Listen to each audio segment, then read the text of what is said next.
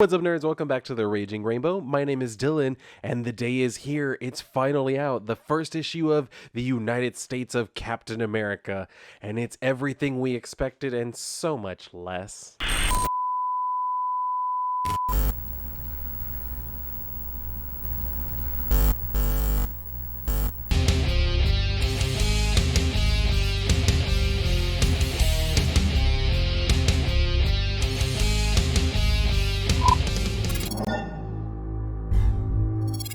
Okay, so if you have not heard, basically, this is going to be a series that's dealing with Captain America, Steve Rogers, going around with the other Captain America, Sam Wilson, who is supposed to be just Falcon, but then they went ahead and did this whole thing of let's go ahead and give him the mantle of Captain America because apparently him being Falcon isn't good enough.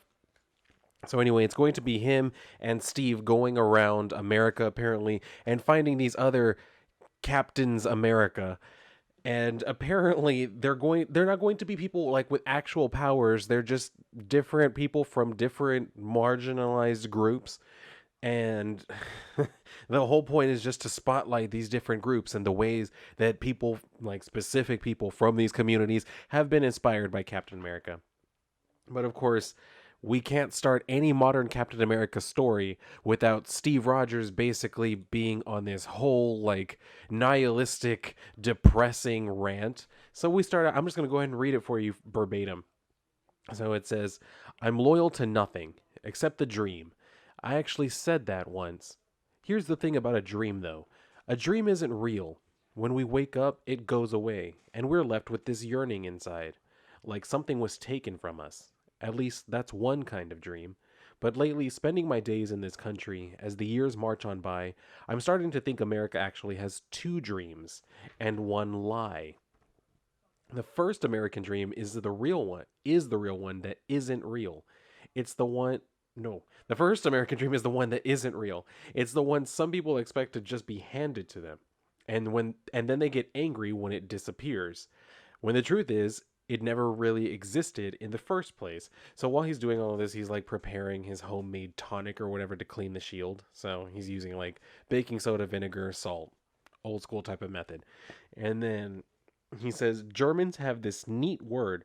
You know, one thing I've noticed, the group from Marvel nowadays, they try to distance themselves very hard from anyone they would suppose to be Nazis, but they know a lot and they tend to like talk a lot about German stuff for people who don't like Nazis. Just an observation. So he says Germans have this neat word, Fernweh. It means a longing or nostalgia for a place you've never been, or for a place that might not even exist at all. We have a word for this in the States, Americana. That okay. It's not really what Americana means, but he goes on and says this is the white picket fence fallacy that, if we're not careful, becomes nationalism, jingoism. Now, it's really interesting here because Steve is talking about the white picket fence fallacy that, came to prominence, especially during the 50s when Steve wasn't around and it was a different Captain America at the time. So, because if you remember, he went down during World War II and was frozen in ice in the mid 40s. So, actually, he might have actually seen people with white picket fences because I'm sure it was popular before the 50s. But anyway, he's talking about how that was just a fallacy and that dream isn't real. It never was. Like I said, he was from a time when stuff like that actually still existed, when the country actually still looked like that.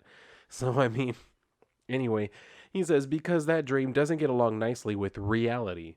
Other cultures, immigrants, the poor, the suffering, people easily come to be seen as different or un-American.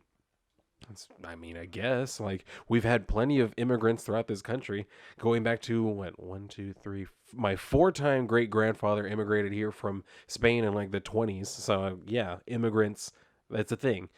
Anyway, the white picket fence becomes a gate to keep others out. We're at our best when we keep no one out. Okay.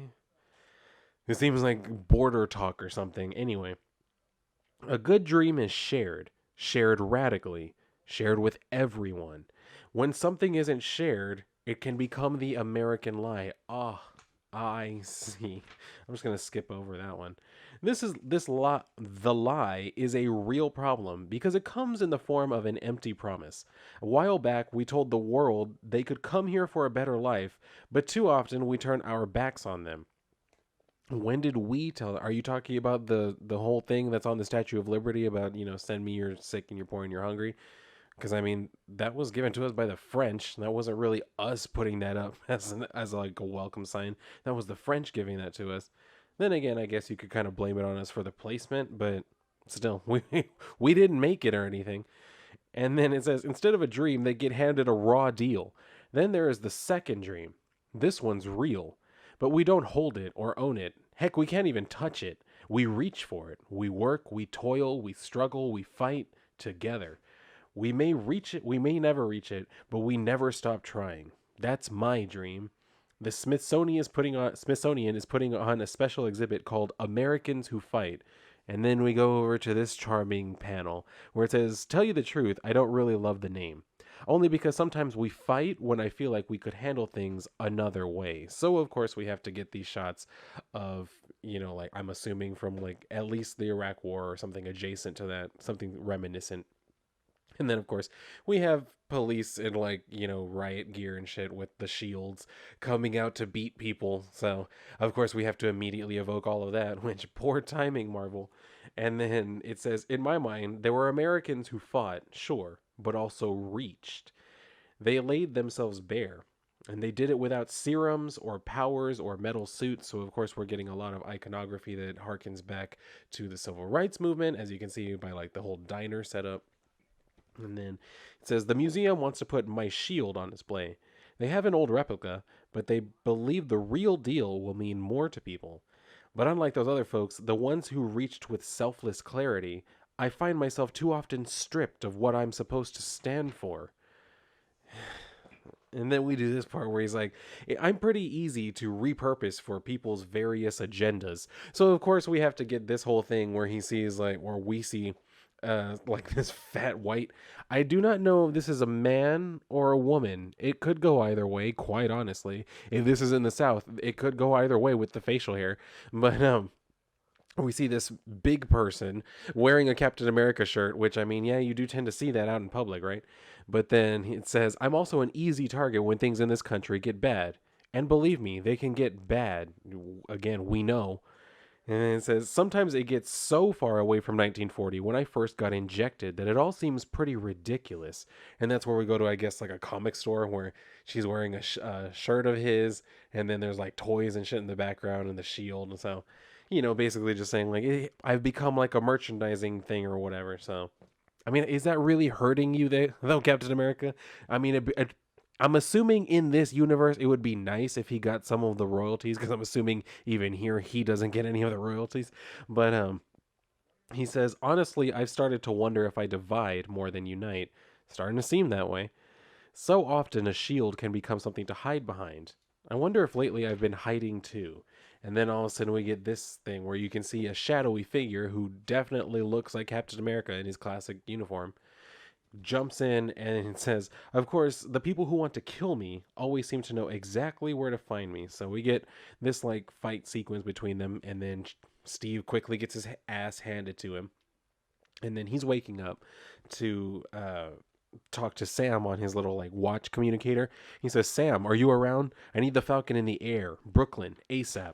Also, my shield's gone. So we see Falcon like flying up, and he looks badass. Like, I love this costume design. But anyway, he's flying, and he says, I don't even fully understand what I'm looking for. And he just says, this guy moves so fast that I could barely lay a hand on him. So that means, and Sam completes it by saying, a very fast man. He's like, yes, Sam, one dressed like me. So he says, like in your uniform, or like a guy in a 90s J. Crew ad, because he's referring to the fact that, Steve is always basically just dressed in like a t-shirt and jeans whenever he's not in uniform. So that's why he's talking about like the J. Crew ad. And then he says, hold on, or Falcon, come on, this is serious. And he's like, hold up, I've got a line on something moving quickly into Astoria through the park. Definitely a pedestrian, and definitely not using the crosswalks.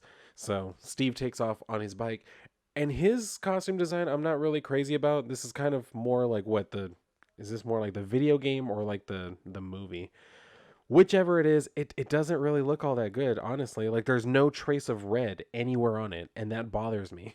Like he's supposed to be representative of the American flag, and yet he's only blue and white. So he's the Greek flag. So Captain Greek takes off on his bike, which is somehow so much more fitting. But anyway, he takes off and gets to the train tracks, which is where the fake Captain America's running. So he catches up and he starts like climbing up the tower after him. And then the guy is like ready to take out the train, I guess, either as a distraction or just, for the hell of it. But he throws the shield at the train, I guess to kind of like frame Captain America for it or something. But Steve or Captain America is giving like surprise Pikachu face damn near. And then this fake Captain America takes off running super fast again. So of course he's saying like he's getting away, Sam, try to head him off. And then Sam tells him like, I think we've got a bigger problem. There's a second train incoming. So he's like, crap, the freight wreck is blocking the other tracks. I can't push 200 tons out of the way in the next 8 seconds, Falcon tells him. So of course Captain America just takes off running at the thing, and then he jumps up and lands on the windshield apparently, and tells the driver to like hit the brakes or whatever. So he does. Or is it? Yeah, he hits the brakes, and then Falcon manages to get the driver out of the way, and then Captain America like jumps out also, and then he's yelling to the passengers inside, if you can hear me, if you can hear me in there, stay calm, help is on the way. Don't move, folks, I'm gonna get you out. So he starts doing that, and then all of a sudden he sees this figure in the darkness that kind of vaguely, I guess, resembles his costume, and then he sees it carrying something, round. So he figures, it's the fake Captain America come back. So he runs after him. He says, stop right there. And then he like tackles him or whatever. Turns him around and come to find out, oh no, it's the first fake Captain America that we're supposed to be introduced to. And if you remember, this month or this week, whichever it is, it's the gay boy. So he turns him around, and like the boys telling him like, I'm just trying to help, like stop, and then everything. So he tells him like, who are you? And he tells him, I'm Captain America, which, come on, dude, you're literally face to face with Captain America. Tell him who you really are, or like make up some other name. Telling him I'm Captain America when you're standing in front of Captain America, that just makes you look like a douche. So he says that, and then Captain America says, with a straight face, I'm sure. Again, I actually said that. When he says, bad jokes will get you broken teeth, son. Give it to me straight. It's going to be a big no can do, chief. So he says, Aaron Fischer, sir. So he tells him, what's the deal here? What's going on? And then Aaron takes off his mask or whatever and starts like telling him what's going on. He says, I mean, how much time you got? I just ride the rails. Didn't dig home, Dad tried to beat the me out of me. Okay, it's very cliche. And quite honestly, like, that's not as widespread as it used to be. Like, a lot of people's parents are a lot more accepting nowadays. I'm not saying that there aren't still parents who are like that, but I mean, to put this in your story, like, couldn't you have come up with some other explanation? Anyway, he says that, and he's like, anyway, left with my boyfriend a few years ago. Broke up, though. He stayed in Missouri, so was it worth it? And then he says, sorry. And the only reason I say that is because I've been there. Well, not exactly, but kind of similar. Anyway, he says, sorry, I'm rambling. Same. Kind of nervous. And then Captain America says, just for whatever reason, very forcefully, kid, why are you dressed like Captain America? So he's like, sorry, yeah. Well, listen, there are a lot of cool people on the rails, kind of like family. But some real pieces of shit show up too. I take care of folks like that. Do you? Keep them out of our nice little world. And then Falcon, who has shown up, is like, so you're the what? Woody Guthrie version of Captain America?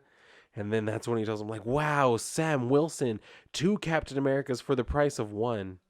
No, you got 1. You got Captain America and Falcon. Call him Falcon because that's who's standing in front of you. Anyway, he's like, can't tell you how much it means to meet both of you. You fight for everyone. I mean, everyone. Yeah? Don't all heroes? Anyway, he says, I want to be like that too. And then Sam's telling him like, "Oh, I appreciate that or whatever." And Captain America finally like calms down. He's like, "Yeah, I appreciate that too, Aaron. Why don't you help us get these people to safety?" So Sam tells him like, "We three Caps can work together." It's like, shut up. And then Aaron says, "There are more of us, captains, because apparently he's met the other ones." And Captain America asks him, the actual one asks him like, "Really? Where?" And he says, "All over," or what? Yeah, more places than you think. And then all of a sudden, Captain America notices like a red dot on his chest. I'm assuming, yeah, because it's like right where the star is, so like near his chest. And then someone takes a shot at him, and he jumps towards him, tackles him, manages to almost get him out of harm's way. But as you can see, it winged him on on the arm or whatever, like near the elbow. And so Captain America throws the trash can lid that Aaron had and manages to hit whoever had the gun, but they just kind of like take off. They jump off of the bridge or whatever into the water. So they're like trying to figure out like who was that, because apparently nobody had the wherewithal to go after them. Like, you got two heroes right here. One of you could have bothered to, step away for a second. But anyway, they're just standing there looking over the bridge, like, who was that? And then the fake Captain America says, "She almost killed me." And Captain America's like, "You're right. You. She went right for you." And Aaron's like, "Why the hell? I'm just some kid on a train." And Falcon's like, "No, Aaron, you're Captain America." "No, he's not." He's like, "Not really, though. Listen to the kid for once." And then Captain America's like, "You said there were more like you, right?" He says, "Yeah, but it's not some super team, just some people. We don't even really know one another." And Captain America's like, "But they're out there."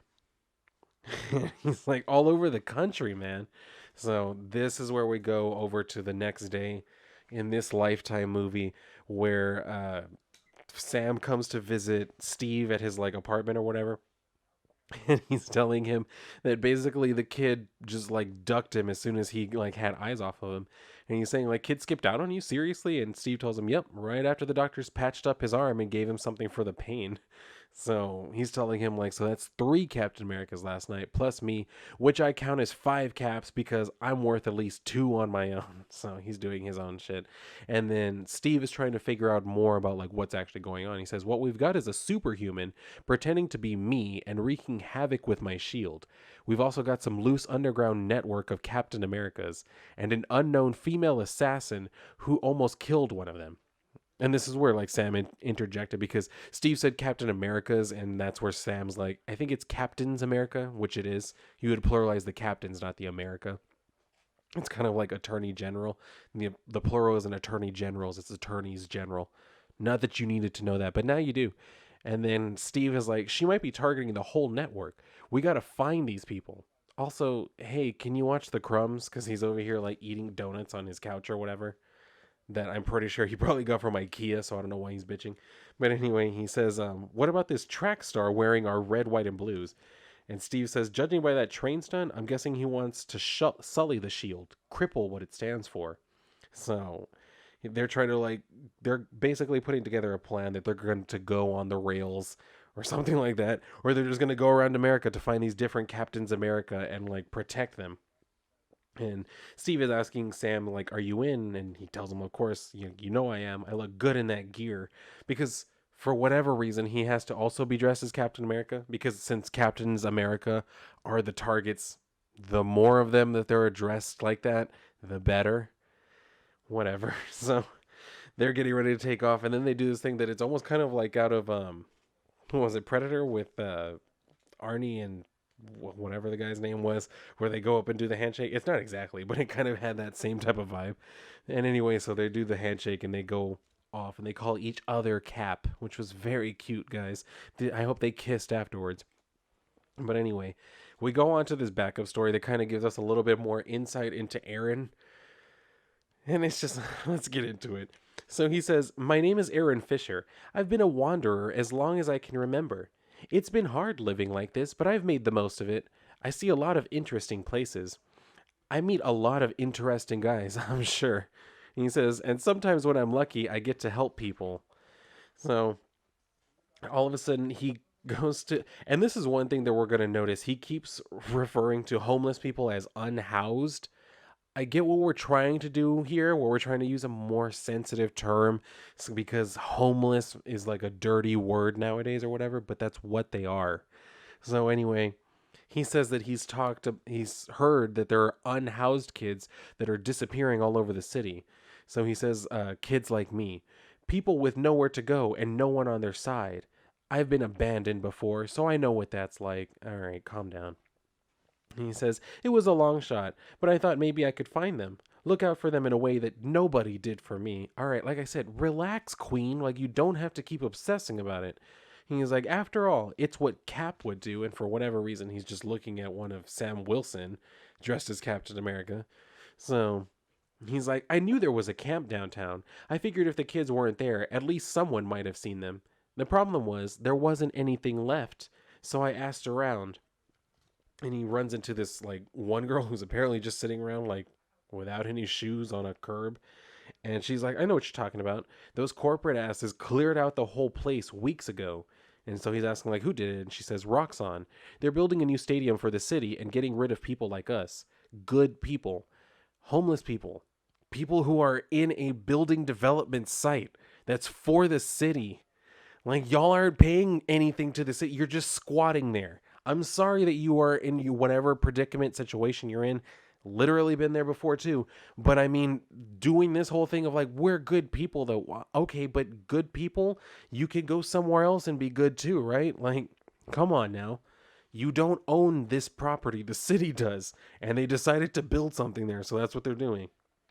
Anyway, she says, everyone pretends like we don't even exist. And he says, I promise you I'll figure out what happened. Well, I just told you what happened. Some homeless people were told to leave because they were starting some building development. Anyway, he says, the mayor was bragging about removing the unhoused from the city. Okay, yeah, he got rid of some people who were illegally squatting in a construction zone. How many times do we have to go over this? This is not the setup you think it is. Anyway, he says, I was the only one who cared where they were going, which apparently was some sort of camp where they're watched over by Doom guys.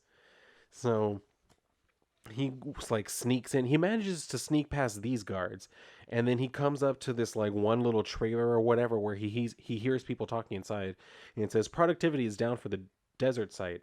Well, do something about it. And then it says there were plenty more of them on the streets, and then all of a sudden, I guess one of them got the jump on him and just hits him once, and he like goes down. So he's like, I had to try. Well, if this is you trying, sweetie, you should have stayed home or wherever you stay. So he says, well, he wakes up and then there's another boy with him. And the boy is like, they got you good, didn't they? You must have put up a fight. I'm Adrian, by the way. And so he's introducing himself and says, I came to help you. And Adrian says, oh yeah? How's that going? So he's like, could be better. And then he asks him, where are they? And then this is where he tells him, to get their damn stadium, Roxxon agreed to build corporate housing. They rounded us up and left us to rot in the desert. Out of sight, out of mind. Well, I haven't heard of something specifically like that happening. I suppose maybe it could. I don't really know what the circumstances surrounding something like that happening would have to be. But in that situation, if y'all were literally just living in tents and shit, then them setting up like these like shipping containers that you can take refuge in, isn't that still like a step up? I'm not saying it's a good thing, but it's still a step up from tents. But anyway, they go on and he tells them like about that, and he says, hard to believe we're just a few miles from the highway. And apparently they have their own, like they literally set up some sort of like internment camps, because you can see like the barbed wire in the corner, and then they have like guards and watchtowers. Which, I mean, if they're homeless, why are you bothering to watch them that much? Like, let them just wander around if that's what they're going to do. But anyway, Adrian's saying, like, that's where they force us to work. Okay, now we're getting into illegal territory. They force us to work. Some of us have been here for months with no hope for the future. We all need to get out of here. We need someone to give us a chance. Roxxon thinks they can do whatever they want. Maybe they can. And of course, Aaron has to tell them, like, no, they can't. Which, well, yeah, here in America, we have laws against that type of thing. So anyway, he's like, I've been on my own for a long time, and I haven't given up. We won't let them do this to us. Well, you already did, because you tried to sneak in and save everyone, and you already, like, messed it up once. So he says, we have to stand up for ourselves and show them we're not afraid. So Adrian, of course, asks him, like, and how are we going to do that? To which he gives this little, like, smirk or whatever, I guess to indicate he has a plan. And this is the plan. He says, I grew up desperately looking for signs that I belonged in this world. It took time, but I found them in extraordinary people, all united in fighting for a common cause. Friends, lovers, teachers, activists, heroes. I always wondered, when the time came, what would I do? Apparently, this crap. So he says, that night I found out, and we get the least believable shit I've ever seen in my life. Because all of a sudden, he just somehow apparently has all of this, like, training, all of this fighting training, all of these acrobatics and crap. Where look at this, like these two guards, these two grown men come running at him with a weapon. All he has is this trash can lid that he just somehow found paint for, and then he proceeds to do all of these like superhero. And again, he has no augmentation. It's not like he's been subject to any super soldier serum. We don't know of any training that he has had. He said that his dad used to beat him and then he ran away from home. So I doubt that somewhere along the way there he ran into some sort of mystical like fighting trainer. So the fact that he just did all of this, completely unbelievable, but apparently that was what happened. And then he manages to like free everyone. Of course, if he like turned into Bruce Lee all of a damn sudden, of course he freed everybody. So he goes from there and saying, "My name is Aaron Fischer, and sometimes when I'm lucky, I get to help people. I didn't come from much. I have nowhere to go back to, but I can go forward, and I don't have to do it alone." Well, isn't that sweet? Because then all of a sudden we see he's kissing Adrian and they're holding hands. It's like, okay, Queen, but still, how did you learn how to fight like that just out of nowhere? Just with your determination. So I don't really know what I was supposed to get out of this. Like, he was introduced in like the main story for like a very brief moment where he saved a couple. Actually, I don't even think we saw him save anybody from the train at all. Like, no, all we saw was Captain America saving people, and then we see his shadow where he was like running up, and then Captain America jumps out and tackles him. So we don't even see him doing anything when he's first introduced. He's just like giving us the whole backstory about like, there are other people who like parade around as you. And then we get this backup story where he goes from just like homeless kid who has no idea of anything but just feels like inspired by Captain America to like him getting his ass handed to him very quickly, and then to him like literally within the space of a few hours coming up with a plan and being able to flawlessly execute it as though he's been a superhero since the moment he was born. But that's what we got from Aaron. He's already the greatest. And like if it was just because he was the gay character and we wanted to make him look good, like really, you could have found so many other ways to do it. Like you didn't have to do this whole thing of like, isn't he a badass? He already knows how to do everything. Like, no, you took the easy way out and tried to make me be like, oh, he's the best ever because he already knows how to fight and he has the costume and he has the determination and the drive and he's like wanted by the boys. It's like, I don't care.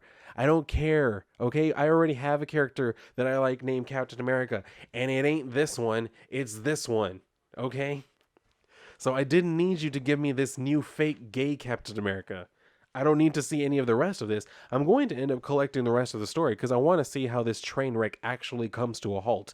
But we're not off to the best of starts here. We left the train station and we're already off to a very bumpy ride. So I am none too excited to see where exactly this is going to go. But I mean, at least they made sure to throw in some pride flags and they made sure to show Aaron kissing a boy. So we got it. We got through our message, right? Gay Captain America, done. In the books, we did it. Move on to the next one, which I believe is going to be what? Black girl Captain America, right?